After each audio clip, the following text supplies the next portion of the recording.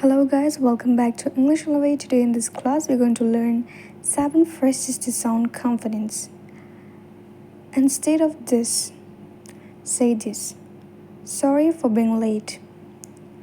Thanks for your patience. I'm not sure this is the best way to.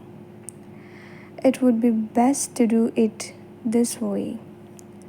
What time would be best for you? Could you meet with me on? No worries. Happy to help. Sorry, my mistake. I appreciate your feedback. Does that make sense? Do you have any questions? Can I please leave early today? I will have to leave earlier today because. Now, thanks for watching. Do like and subscribe for such more videos.